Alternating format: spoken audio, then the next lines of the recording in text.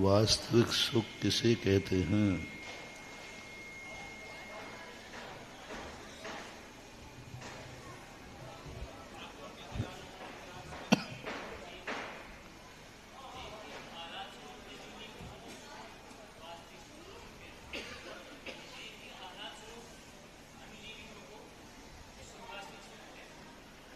थोड़ा और स्पष्ट करो, और करो।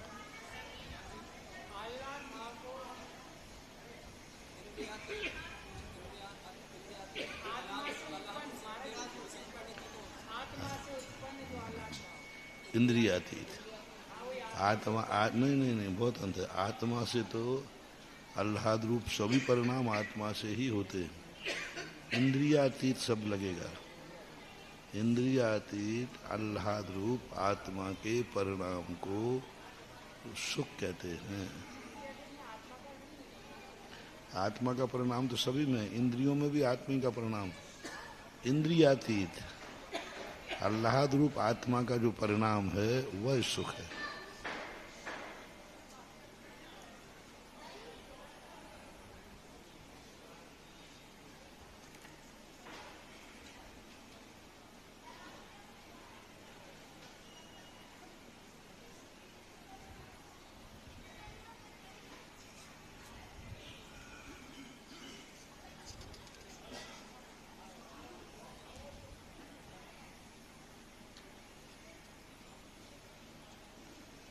वेदनी कर्म किसे कहते हैं?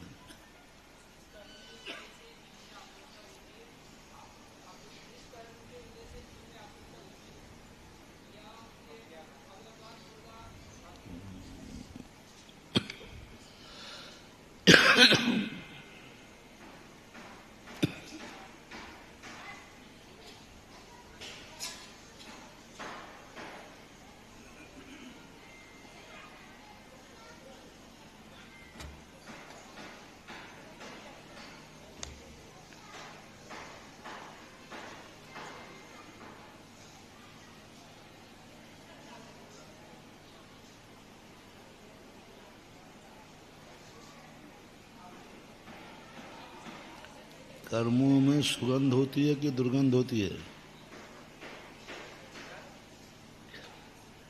कर्मों में सुगंध होती है कि दुर्गंध होती है?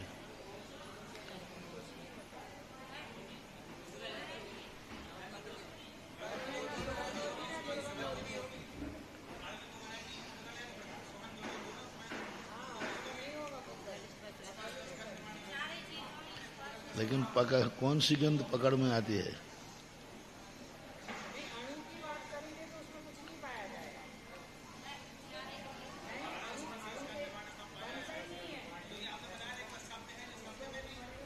है, लेकिन क्या आज तक कोई कर्मों की गंध सुगंध निर्णय कर पाया?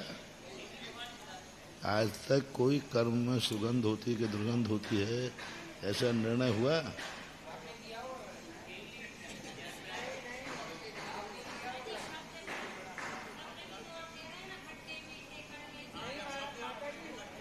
कर्म की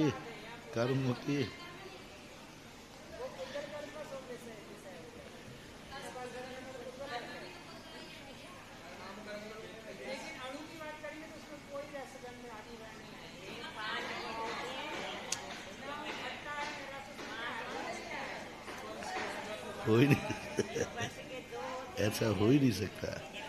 जो पुद्गल हैं उसमें ये चार गुण निष्पष्ट हैं। स्पर्श रस गंध। वर्ण में से प्रतिपक्षी छूट जाएंगे। वर्ण में से भी 6 रहते हैं। 5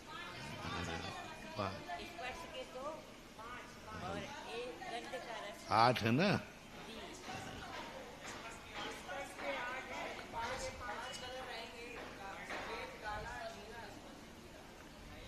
वर्ण नहीं, स्पर्श स्पर्श।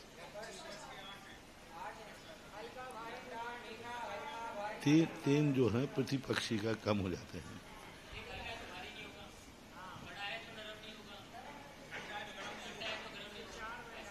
प्रतिपक्षी 3 कम हो जाते हैं, बाकी बात तो तुम तो ये तो 7 है, इसको तो कभी नकारना है। जहाँ जहाँ पुद्गल है वहाँ कोई ना कोई गंध जरूर है।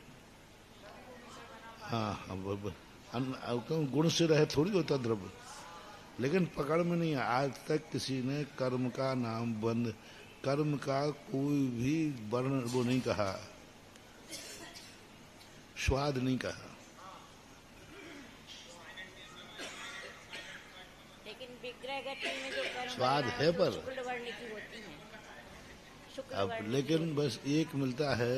विग्रह गति में जो पूज्यवर वीर सिंह स्वामी महाराज ने कर्मों का रंग सफेद कहा है, शुक्ल वर्ण और मधुर मधुर विशद वक्काणम, ऐसा शब्द दिया उन्होंने। जब केवली भगवान के साता वेदनी कर्म की बात आई तो उन्होंने कर्म को मधुर है, विशद है और एक शुक्ल शब्द का प्रयोग किया उन्होंने। कर्मों का रंग शुभ तो होता है, लेकिन स्वाद की चर्चा ज्यादा नहीं की। तो ये गंध और सुगंध क्या है? कर्मों में कोई गंध सुगंध नाम का कर्म नहीं है।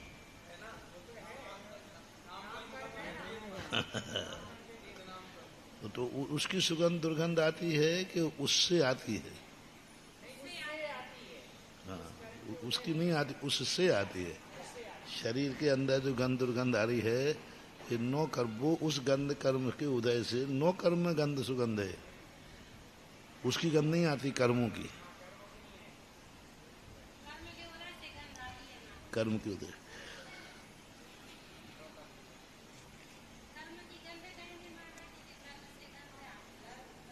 कर्म के उदय से आती है, वो उनकी नासिका की गड़बड़ी है। गंध तो रहती है लेकिन वो नासिका की गड़बड़ी से वो गंध नहीं ले पाते।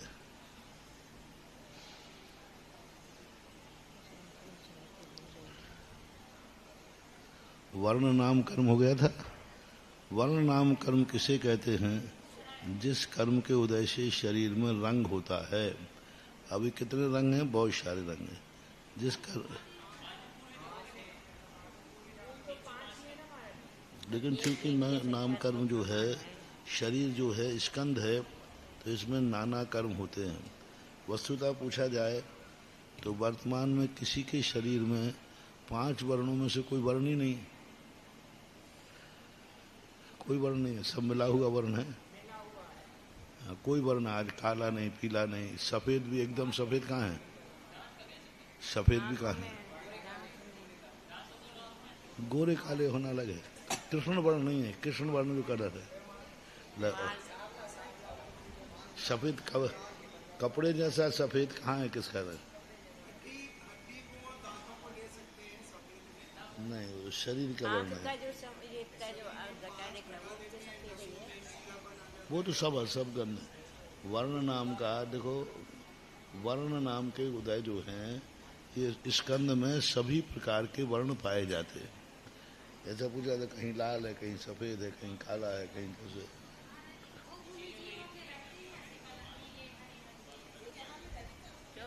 क्या शुक्ल वर्ण? नहीं, 24 तीर्थंकरों के जो रंग बताए हैं,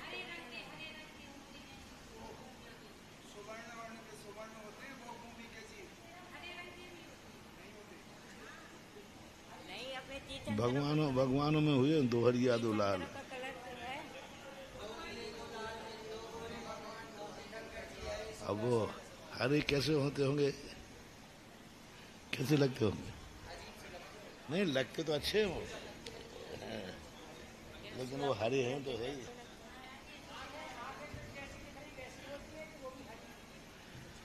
क्या पता है?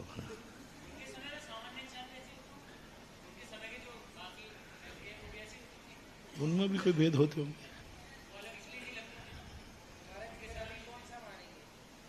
मिक्सिंग है, वो एक कलर कह ही नहीं सकते। चमड़ी का भी एक कलर नहीं है कोई भी चीज, एकदम पूरा कलर नहीं है किसी भी चमड़ी में, थोड़ा बहुत तो अंतर है ही।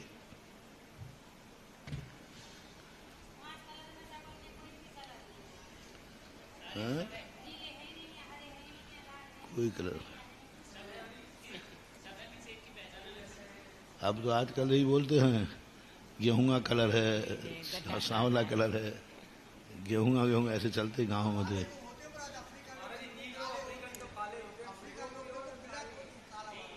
उनमें भी एकदम, हाँ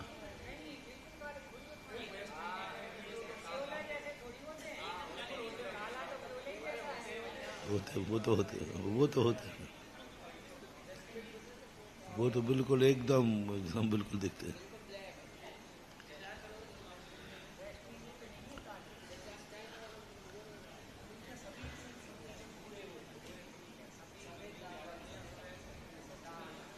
वैसे कुछ काले तो जैसे जानवरों में भालू होता है, गायों में भी कृष्ण वर्ण गाय होती है, कृष्ण की गाय। हाथी काला है, हाथी भी काला। बंदरों में तो कालापन नहीं देखा गया। हाँ, हाथी काले में जाएगी। कबूतर, कबूतर का, हाथी का कबूतर कलर है, कबूतरी कलर एक होता है। अच्छा नहीं माना जाता। बगुला,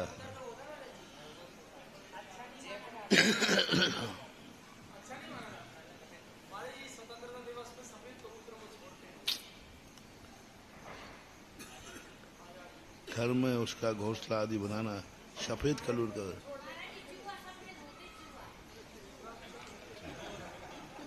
देखे हैं, देखे हैं, चूहा सफेद है।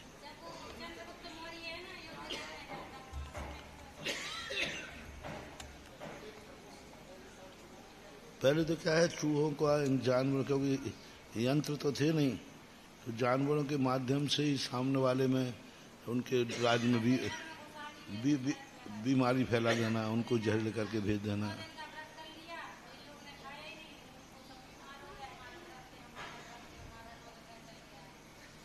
हाँ, तो पहले मच्छरों के माध्यम से, जानवरों के माध्यम से।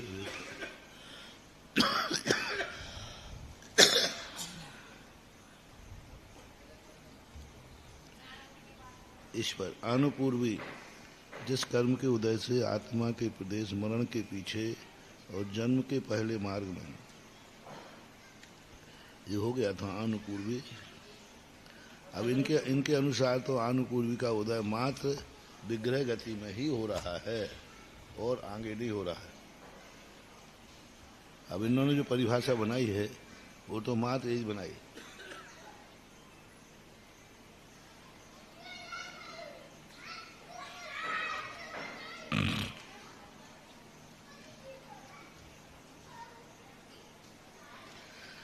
शरीर का आकार बना के रखना ये इन्होंने परिभाषा में नहीं ले रहे। अन्य किसी आचार्यों ने भी ये परिभाषा नहीं बनाई। शरीर के आकार प्रमाण आत्मा के प्रदेशों को बना के रखना, ये परिभाषा नहीं बनाई, सभी ने बनाई विग्रह गति में शरीर के, पूर्व शरीर के आकार को बना के रखना, यह परिभाषा बनाई।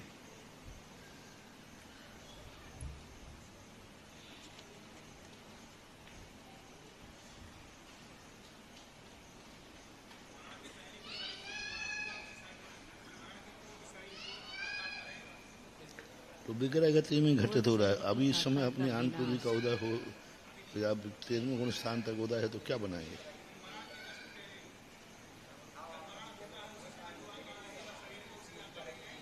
वो तो विग्रह गति में है। अगुरु नाम कर्म किसे कहते हैं? जिस कर्म के उदय से शरीर लोहे की गोली तरह भारी और आंकड़े की फूल की तरह हल्का नहीं होता। ठीक है,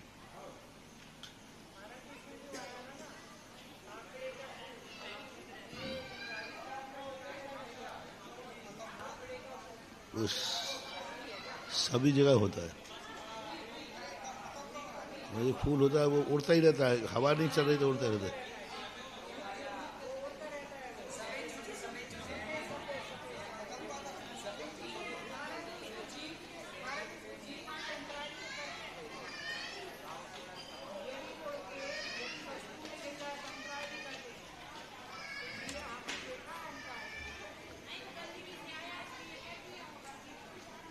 वो पहली बात तो भोजन में गिरेगा तो दिखेगा ही नहीं। भोजन में गिरेगा तो दिखने, पानी के बाद बिल्कुल सिकुड़ जाता है। तो बहुत वैसे पतले होते हैं। वो तो डाउट क्या है, जानवर का पंख है, ऐसा करके फिर अंतराय करते हैं।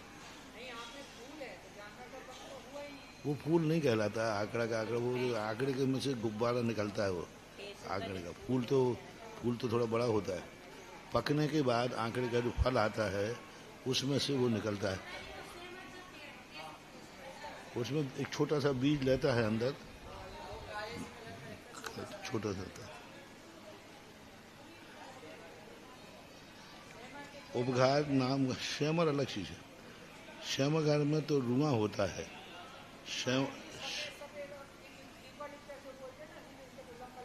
वो श्यामर का पेड़ होता है, उसमें रुआ होता है। रुआ वो क्या काम में आता है, ये जो चकमक बटैया आते हैं ना बड़ी सिगरेट पीने वाले, वो रुआ काम करता है, क्योंकि वो रुआ अग्नि जल्दी पकड़ता है। श्यामर के फल का, श्यामर लंबी होती है ऐसी, पकने के बाद उसमें एक रुआ निकलता है। वो रुआ बहुत जल्दी आग पकड़ता है।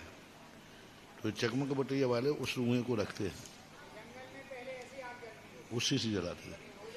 और श्यामर का रुआ और बांस की लकड़ी को घर्षण करेंगे ना तो रुआ, एक कपास नहीं पकड़ पाते जल्दी, उसके रेशे ऐसे होते। उपघात नाम कर्म किसे कहते हैं? जिस कर्म के उदय से अपना घात करने वाला अंग अवयव होता है। उपघात नाम कर्म से अपने ही अंग अपने लिए ही घातक, उंगली गुड़क जाना, दांत कट जाना, जीभ कट जाना। गाय के सिंह से उसका उदाहरण देते हैं अक्सर कर, बारहसिंगा, उसके खुद के सिंह ही उसको घातक बन जाते हैं। चवड़ी गाय जिस कर्म के उदय से दूसरे का घात करने वाले अंगोपांग होते हैं। ठीक है, यदि स्वयं का घात कर रहे हैं तो उपघात है, पर का घात कर रहे हैं तो परघात है। दांत से तुम्हें स्वयं की जीभ कट गई तो उपघात नाम कर्म है, दूसरे को काट लिया तो परघात नाम कर्म। दोनों उपघात परघात से कोई, वही जो अब अपने घात और परघात करने में जो कारण बन जाते हैं।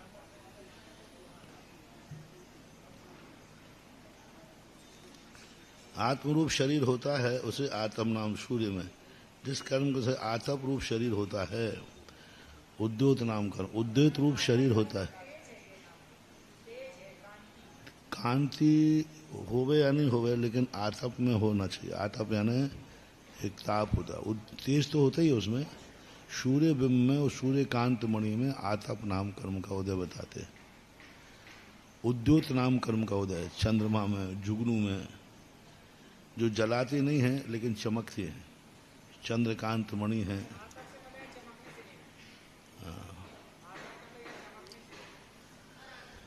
उद्योत नाम कर्म का उदय छठे गुण स्थान तक पाया जाता है, मुनि महाराजों की पाया जाता है उद्योत।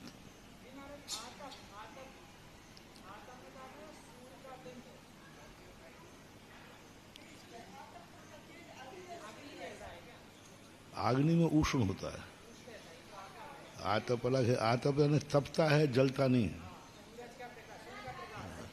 इससे आग लग सकती है लेकिन वो स्वयं आग रूप नहीं है। सूर्य से अग्नि बन सकती है, बिजली बनती है, लेकिन स्वयं ज्वलनशील नहीं है। तपाएगा लेकिन जलाएगा नहीं।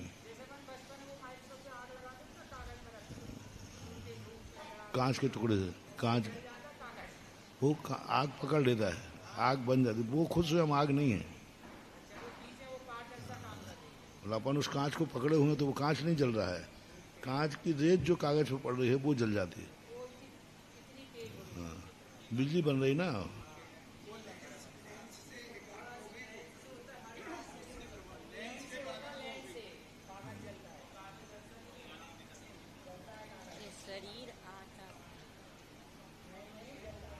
आग लग जाएगी।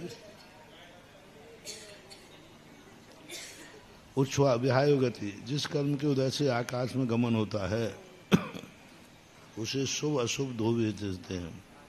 विहाय गति जो आकाश में गमन करता है।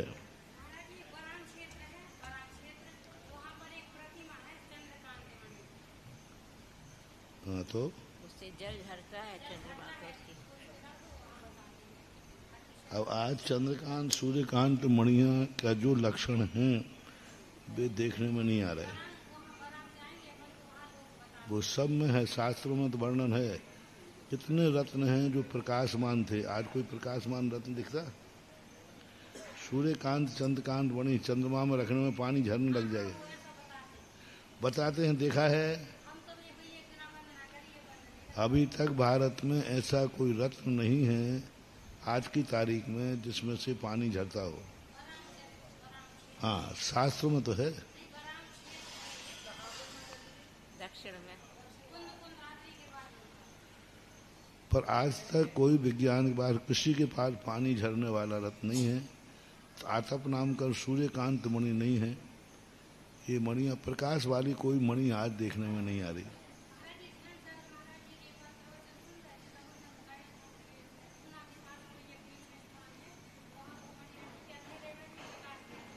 ये सब चीजें धोखा देने वाली हैं।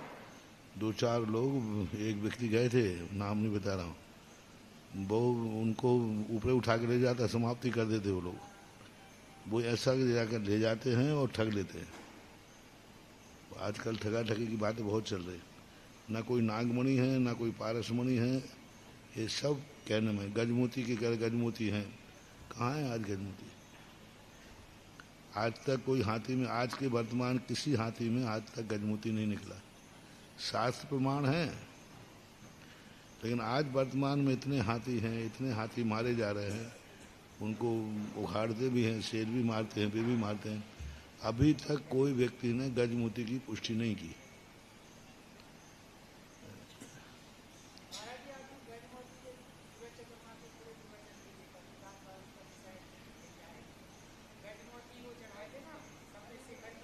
हाँ, तो पूरी एक चतुर्मास एक कथा में चला गया था।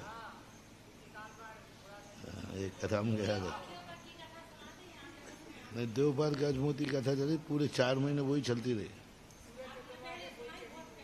अब वो ऐसे ऐसे आ जाता है जैसे शैव समृद्धि चल रही ना, ऐसे कथा के बीच में पक्ष आ जाते हैं, तो बीच में पक्ष आते ही सब हो जाता है। आज जैसे आज वो आज का तो प्रवचन नहीं, लेकिन आज का प्रवचन तो बिल्कुल एकदम से हटके था महाराज जी। है? आज का प्रवचन तो बिल्कुल एकदम हटके ही था। आपका शुरू की जो भूमिका थी ना, आज की क्षेत्र की जो आप बता रहे थे ना, बहुत अच्छा बताया। नहीं, पुण्यवान व्यक्ति के लिए क्षेत्र ही नहीं मिलता है। आप ये हाँ, अच्छा, हाँ, ये भी शायद है। आप लगा लो कहीं भी मिल जाए तो। पापी के लिए तो पूरा पूरा क्षेत्र है, लेकिन पुण्यात्मा को कैसे? हाँ, आज बहुत अच्छा है। बहुत ही सुंदर, बहुत ही अच्छा लग रहा था।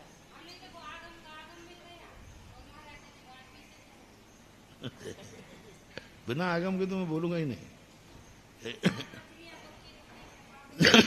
एक स्थान बताओ, एक द्रव्य बताओ जिस द्रव्य में संसार में पुण्य ही पुण्य करने वाला द्रव्य हो।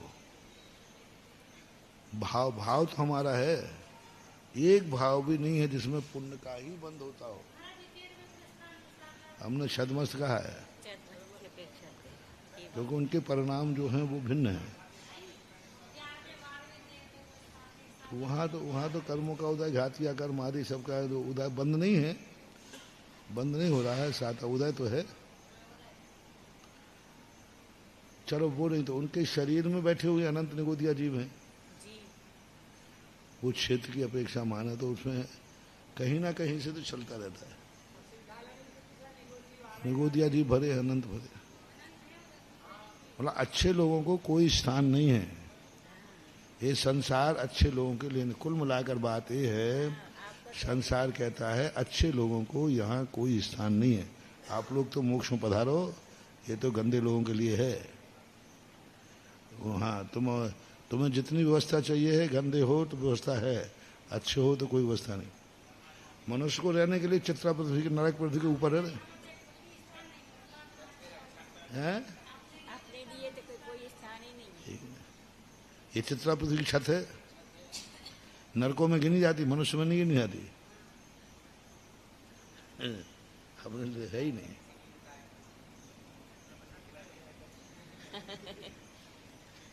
नरक की छत पर रह रहे हैं। और अच्छे लोगों के पास कुछ होना भी नहीं चाहिए, सही वही अच्छे लोग हैं, तो इसलिए वो अच्छे हैं। ऐसा ऐसा ही हम बना तो है ही, संयम नहीं है ना। ऐसा ही हम बना उनको ऐसे। कहाँ वहाँ भी वो भी तो पाप का बंद का, चार घातिया कर्म उनको बंद रहे कि नहीं? नहीं, पर उनको भी अशुभ कर्मों का बंद तो उनको भी है। अशुभ कर्म बंद तो उनको हो ही जाए, सभी कर्म बंद है। हाँ, कुछ अकर्म नहीं बनते, नीच गोत्र नहीं बनता, जैसे उनको भोग भूमि में नीच गोत्र के बंद का अभाव है।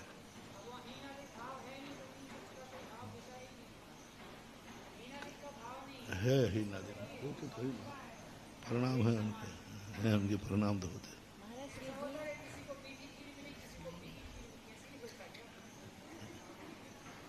वहाँ के राग देश वहाँ की क्वालिटी के हैं, अपन लोगों की क्वालिटी के नहीं।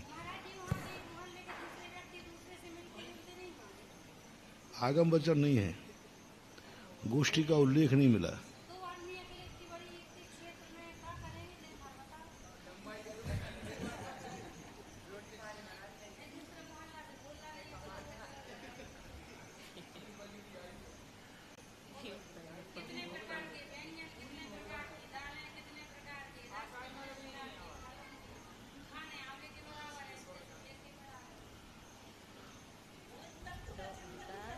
बड़े आदमियों का भोजन बनता है टीम टाम से, खाते हुए तस है।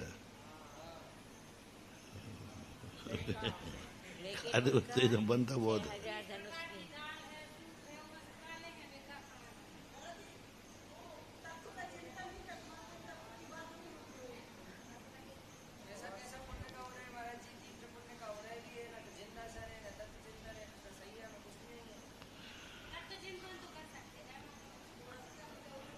है नहीं, उल्लेख नहीं मिला है। उच्छ्वास नाम कर्म के उदय से विहायो गति, आकाश में जो गमन करते हैं।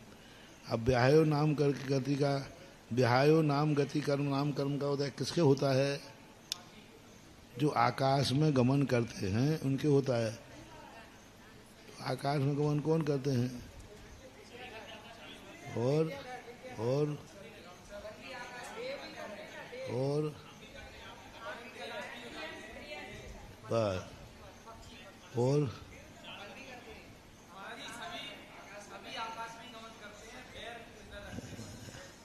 गमन सदा आकाश में ही होता है, नारकियों का हो चाहे मनुष्यों का हो, सब है। अरे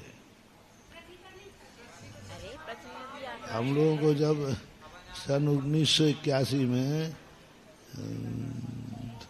कौनी जी के अंदर इस जैन सिद्धांत पुरुष का पढ़ा रहे थे आचार्य, तो हम लोगों ने, अब हम तो विहकता तो मालूम था, आकाश में जो गमन करते हैं, तो हमने कहा पक्षियों का हम लोगों ने। हाँ, तो जो आकाश तो अपन तो वही जानते, वो नीला नीला आकाश है, हमें क्या मालूम कि ये भी आकाश है। अभी तो सारी दुनिया आकाश किसको कहती है? पर वही है। अब ये भी सब आकार, मुंह में भी आकार, पेट में भी आकार, नीचे भी आकार, तो तब हम लोगों ने फट से कह दिया पक्षियों की। अब आचार्य नहीं, आकाश है ना सर्वव्यापी है, कोई अपना हाथ भी हिल रहा है तो आकाश में हिलेगा, बिना आकाश के हिलेगा ही नहीं। सर्वव्यापी आकाश। आकाश में ही गति होती सबकी। तो अपन लोगों की भी गति है, ऊंट की अप्रशस्त है, हाथी की प्रशस्त है। उदाहरण करें, ऊंट को क्या कहते हैं? अप्रशस्त, और हाथी की प्रशस्त चाल होती है। हाथी चलता है तो उसका चलना देखने में भी अच्छा लगता है।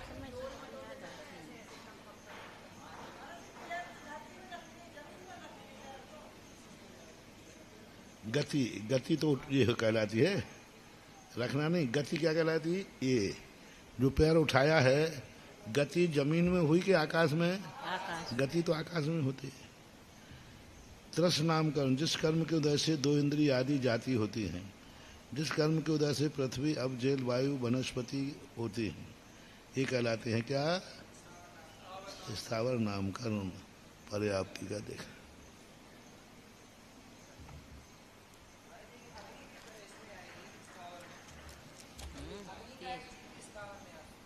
स्थावर। तो क्या फर्क पड़ता है? स्थावर की तो श्वास के 18 भाग भी होती है और 10,000 वर्ष भी आयु होती है, 22,000 वर्ष की आयु होती है। पहुंच जाए वो नहीं, दूसरे जीव बनते जाते, नए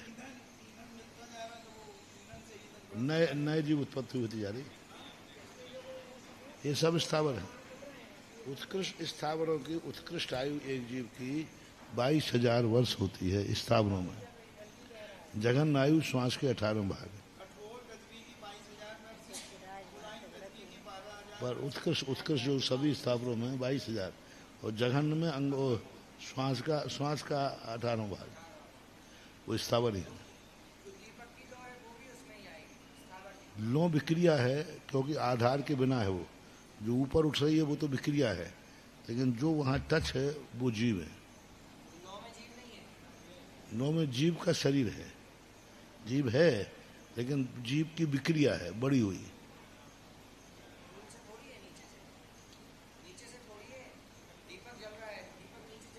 वो शरीर अपनी विक्रिया बना देता है, उसकी अवगाहना तो अंगुल के असंख्यात में भाग ही है अग्नि की, लेकिन वो विक्रिया करके लपट है। कितनी बड़ी लपट होती है, वो उसकी विक्रिया है। हम विक्रिया देखते हैं, अग्नि काय जीव हमें दिखता ही नहीं है। वायु काय भी विक्रिया करते हैं, ये हवाएं तूफान है, ये उनकी विक्रिया है।